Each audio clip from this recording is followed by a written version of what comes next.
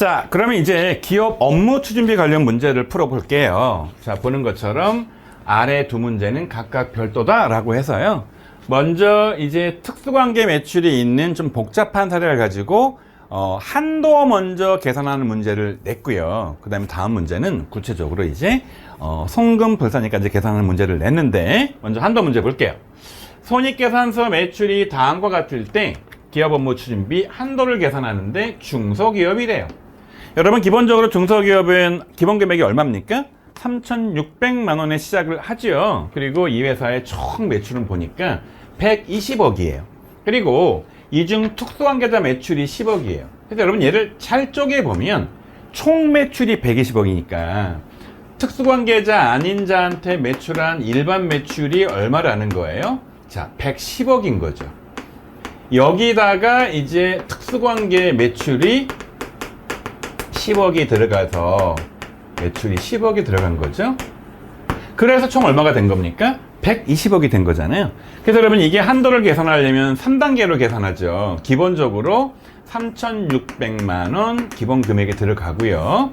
두 번째 금액은 뭐 하는 겁니까? 바로 여기 보이는 것처럼, 자, 일반 매출만 가지고 계산한 금액 하나 계산하고요. 첫 번째. 그 다음에 특수관계 매출 때문에 늘어난 부분에 대해서 10%만 하는 거 아니에요? 10%가 왜 10%입니까? 자, 일반 매출을 위해서는 접대를 좀 많이 해야 되지만, 잘 아는 사람한테 매출할 때는 접대를 덜 해도 되니까 덜 한다는 개념이 몇 프로라는 겁니까? 10%라는 개념인 거죠? 자, 여러분, 일단 기본적으로 여기 나와 있는 것처럼 110억 가지고 계산 한번 해볼게요. 자, 근데 여러분, 제가 이게 답답한 게 뭐냐면, 요 일반 매출에 대한 한도 계산을 하는 건데 110억이면 여러분, 그 책에 공식이 나와 있잖아요. 100억까지는 몇 프로 곱하는 겁니까? 100억까지는 여러분 0.3% 곱하는 거잖아요. 더하기 100억을 초과하는 거면 어떻게 계산하는 거냐? 110억 빼기 100억이잖아요. 그럼 얼마 나오겠어? 보나마나 돈으로 보이잖아. 10억이잖아. 여기에 몇 프로 곱하는 거야? 0.2% 곱하는 거죠. 이게 얼마가 나오는 거야? 3천만 원 나오는 거잖아요. 그래서 여러분, 책을 보면 여기에 이거 대신에 뭐라고 나와 있느냐? 3천만 원이라고 나와 있잖아. 그래서 여러분, 이 정답을 여러분 쓸 때는요, 여기 보이는 것처럼 100억 곱하기 0.3%라고 써도 되고요. 그냥 3천만 원 이렇게 써도 되고 다 좋다 그거야. 이렇게 한 다음에 요거 10억 나오잖아. 10억. 10억에다 몇 프로 곱하는 거야? 0.2% 곱하는 거잖아. 여러분, 이렇게 하면 이 금액이 여러분 얼마가 나옵니까? 여러분, 이 계산을 하면 이게 얼마가 나오는 거냐? 자, 그러면 이거 계산해 볼게요. 이거 계산을 하면 3,200만 원이 나와요. 3,200만 원. 그래서 여러분, 첫 번째 3,600 나왔죠? 두 번째 3,200 나왔죠? 자, 이제 어디로 가는 거냐? 바로 세 번째로 가서 특수관계자 때문에 늘어나는 한도를 봐야 된다고요. 근데 여러분, 얘는 어떻게 계산하게 돼 있었느냐? 가를 계산하고 나를 계산해서 두 개를 뺀 다음에 10% 곱한다고 했잖아요. 이 가는 뭐였죠? 총 매출이에요. 총 매출. 자, 총 매출이 얼마야? 여기 보시는 것처럼 120억이잖아. 120억을 가지고 계산 한번 해보라고. 자, 그 다음에 나는 뭐냐? 이게 이제 일반 매출이라고. 이 일반 매출이 얼마야? 일반 매출이 110억이잖아. 110억. 그래서 이 문제는 어떻게 푸는 거냐? 120억짜리로 한번 계산해서 한도 계산하고 공식에 넣어서 문제에 주어진 표에 의해서, 그리고 일반 매출로 계산해서 두 개를 차이를 뺀 다음에 얘는 어떻게 하는 거냐? 다는 가에서 나를 뺀 다음에 여기다 곱하기 10% 하는 거잖아요. 그래서 여러분, 가 먼저 계산해 볼게요. 여러분, 요거를 공식표에다 집어넣으면 어떻게 되는 거냐? 똑같은 논리 아니에요. 100억까지, 여기 이 중에 100억까지는 몇 프로야? 0.3%. 그러니까 얘는 3천만 원 더하기, 그 다음에 20억 곱하기 0.2%. 여러분, 이 계산하면 이게 얼마가 나오느냐? 자, 3,400만 원이 나옵니다. 그러니까 이 가가 얼마라는 거예요? 자, 계산하면 3,400만 원이 나온다는 거지. 그 다음에 이제 일반이 110억이잖아. 일반 110억은 여러분 이미 계산했지, 우리가. 어디서 계산했어? 여기서 계산했네. 100억까지 3천만 원, 추가하는 10억에 대해서 0.2%. 얼마 나왔어, 아까? 3,200 나왔잖아. 얘는 그냥 3,200이 나온다고. 계산하면. 그럼 어떻게 되는 거냐? 3,400에서 3,200을 빼라고. 그럼 여러분 이게 얼마 나옵니까? 빼면 얼마 나오긴 200 나오겠지. 거기 몇 프로 곱하는 거야? 월 몇 프로 곱해? 10% 곱하는 거지. 뭐 얼마 나와? 그럼 20만 원 나오겠지. 여러분 그래서 결국은 이제 세 번째 특수관계 쪽에서 얼마가 나온 거냐? 20만 원 나왔기 때문에 여기에는 3,600. 그래서 정답은 얼마가 되는 거냐? 가운데 표시해 볼게요. 정답. 첫 번째 3,600만 원 더하기 두 번째 3,200만 원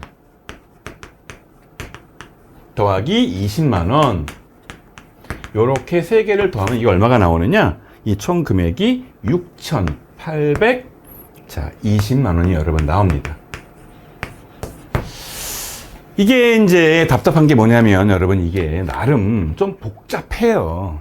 체계성도 필요해. 다시 여러분 얘기할게요.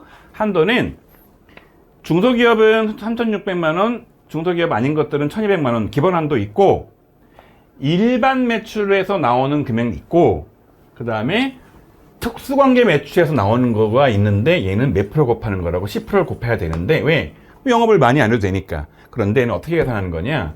총 매출에서 일반 매출을 두 개 뺀 게 특수관계 매출이잖아. 이게 10억이잖아. 근데 10억 곱하기 하는 게 아니라 총 매출로 계산 한번 해보고 공식에 넣어서 일반 매출로 계산 한번 해봐야 되는데 얘는 이미 계산했잖아. 그냥 끌고 오라고. 그래서 여기서 얘를 뺀 다음에 10% 곱해서 나온 거. 그래서 결국 3단계라고 그랬지? 1단계, 2단계, 3단계 3개를 더하면 이게 뭐가 되는 거다? 한도다. 우리가 수업 시간에 요렇게 계산하는 표도 다 만들어 봤잖아. 그죠? 자, 이렇게 해서 여러분 요 문제는 끝내고 이제 두 번째 본격적인 종합 문제 한번 풀어볼게요. 자, 이제 기업 업무 추진비 관련 종합 문제예요. 자, 문제를 보도록 할게요. 다음 자료에 의해 중소기업이 아닌 주식회사 명지 제조업의 2024 1월부터 12월 말까지 업무 추진비 관련 세무조정을 소득처분을 포함해서 해라 라고 되어 있고요. 손익계산서 매출을 보니까 특수관계 매출이 없어요. 그냥 일반 매출만 100억이 딸랑 나와 있어요. 여러분 100억이면 계산도 편해. 왜? 100억까지 몇 프로야? 0.3%. 얼마 나와? 3천만 원 딱 나오잖아요. 그리고 업무 추진비 내역을 딱 보니까 이렇게 판관비에서 쓴 거와 제조원가에 쓴 게 딱 있는데 왼쪽은 3만 원 초과하는 것들인데 신용카드 쓴 게 있는 거고 오른쪽은 3만 원 초과했는데 카드 안 쓴 게 있는 거잖아. 여러분 기본적으로 요 500만 원 안 쓴 거에 대해서는 직부인을 해야겠지. 또 한편 판매 관리비 중에서 건당 3만 원 초과한 신용카드 사용분 요거죠. 요거 6,250만 원 중에서 대표이사 개인 용도로 경비 사용액이 600만 원이 포함되어 있대. 그럼 여러분 이거를 풀 때는 어떻게 풀어야 되는 거냐? 자, 순서가 제일 먼저 뭐부터 하는 겁니까? 직부인부터 하는 거야. 직부인. 첫 번째 뭐 있었습니까? 자, 첫 번째 3만 원 초과했는데 카드 쓰지 않은 거. 자, 증빙 불비. 얼마입니까? 여기에 500만 원이기 때문에 뭐 하는 겁니까? 손금 불산입. 뭐 용어는 중요하지 않으니까 그냥 증빙 불비라고 쓸게요. 원래는 그냥 3만 원 초과 증빙 불비 이렇게 써야 되는데 이 금액이 얼마입니까? 500만 원이죠. 소득처분 여러분 뭘로 합니까? 얘? 자, 이 돈이 밖으로 나갔죠.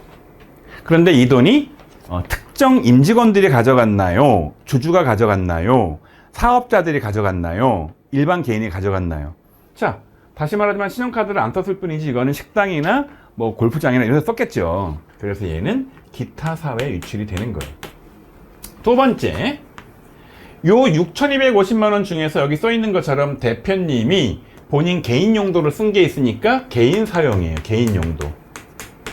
이게 얼마냐? 성금 불산입. 자, 개인 사용, 개인 용도 지출.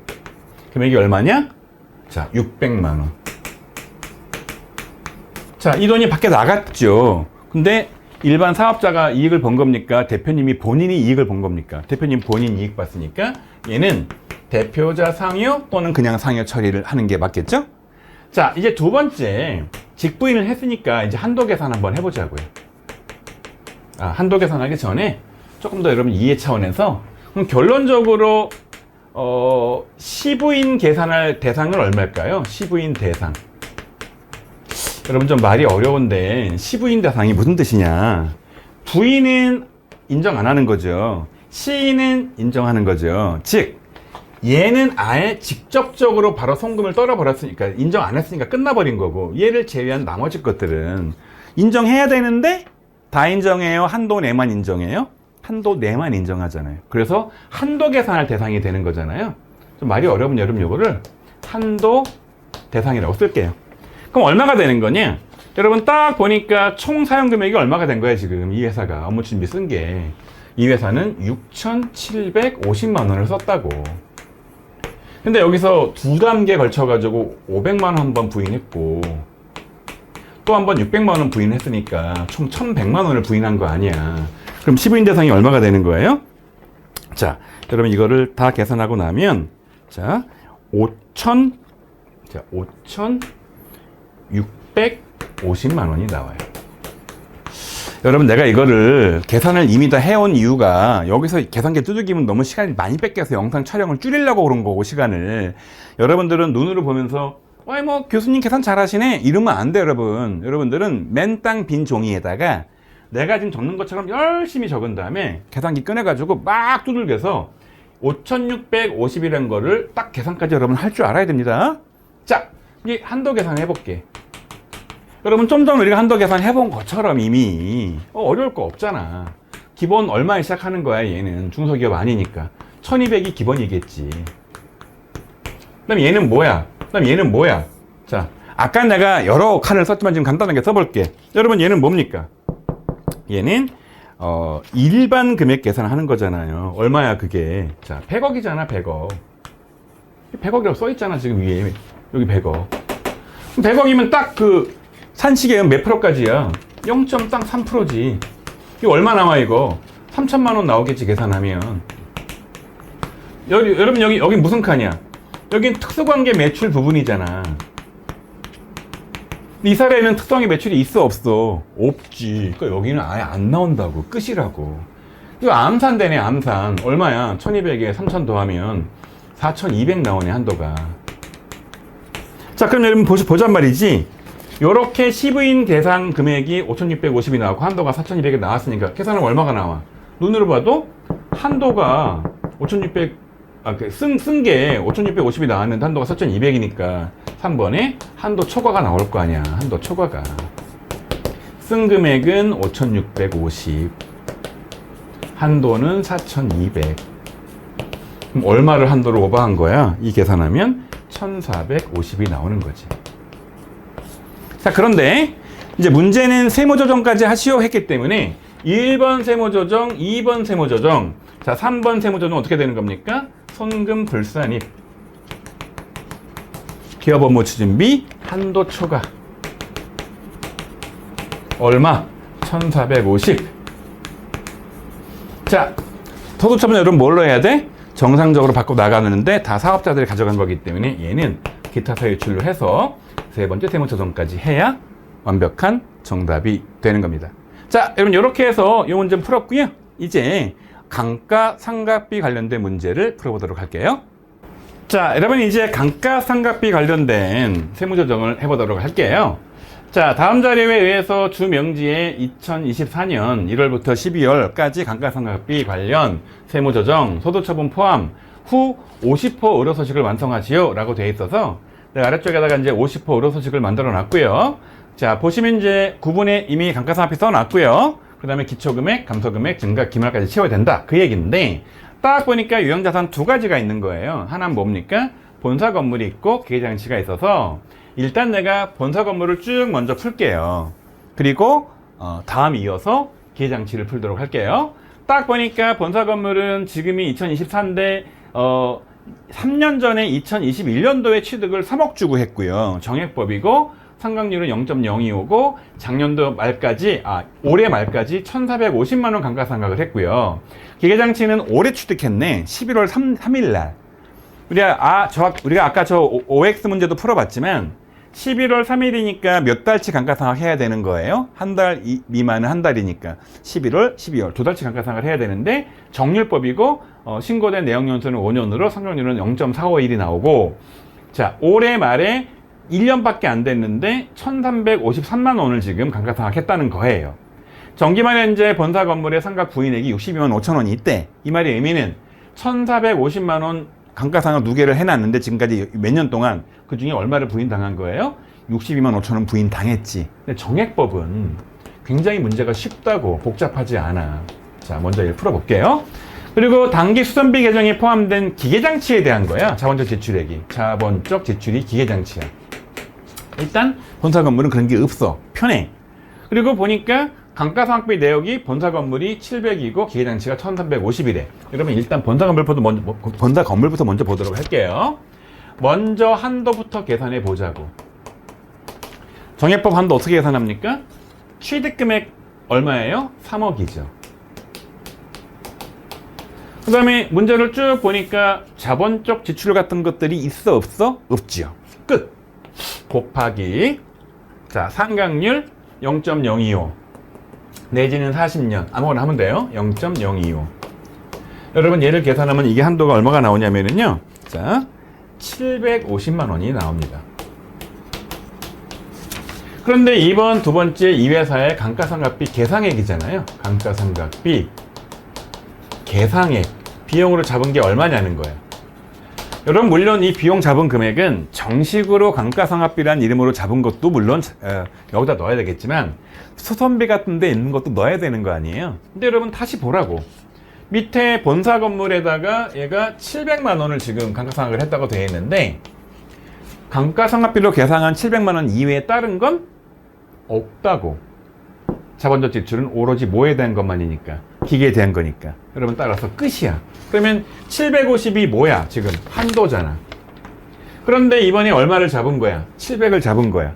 그럼 여러분 어떻게 된 거야 이게? 더 잡은 거야? 덜 잡은 거야? 자 이때 여기서는 한도 미달이 나온다고. 한도 미달이 얼마가 나왔어? 지금 50만 원이 나왔다고. 근데 여러분 이미 보는 것처럼 뭐라고 나와 있냐면 자 62만 5천 원이 한도 초과로 작년에까지 이미 부인당한 게 있었어. 즉 보는 것처럼 62만 5천 원은 어디 거에 대한 부인액이에요? 건물 거잖아. 근데 이번에 얼마가 미달한 거야? 50 미달했어. 그럼 여러분 이거 어떻게 되는 거야? 50 미달한 거는 부인된 금액이 있다면 올해 와서 이게 50만 원이 줄어들어야 되는 거야. 이 말의 의미는 뭐다? 이 미달액을 뭐 하는 거다? 손금 산입. 자, 건물 감가 상각비. 자, 부족액 손금 추인. 요런 식으로 이름 붙여서 50만 원 적어두고 여기다가 뭐 하는 거냐? 올해 자, 요렇게 마이너스 이거 처리한다. 이렇게 처리하면 되는 거예요. 자, 근데 안타깝게도 여러분 채점을 해보니까 이 문제를 틀린 학생들이 여러분 너무 많아요. 예. 여러분 공부 좀 하셔야 돼요. 자, 첫 번째 여러분 끝났고요. 자, 이제 두 번째로 넘어갈게요. 근데 이 두 번째가 더 어려워. 기계장치야. 여기 나와 있잖아 지금. 근데 얘는 이제 단기 취득이야. 단기 취득. 그 다음에 얘는 정율법이야. 자 볼게요. 그럼 제일 먼저 뭘 해야 되는 거냐? 한도부터 계산을 해야 돼. 한도 계산을 해야 되는데 자 얼마에 취득한 거야? 딱 보니까 3천만 원이야. 3천만 원. 그런데 문제는 뭐냐? 여기 딱 보니까 기계장치에 대한 자본적 지출액이 600이 들어가 있어. 그러니까 여기서 그러면 헷갈리는 거야 지금 이게. 여기서 뭘 헷갈리느냐? 즉시 상각 의지회를 할까 말까의 문제야. 내가 저 앞쪽에 OX 문제 설명을 했었는데 이게 이제 두 가지 예외적인 사항이 있다고.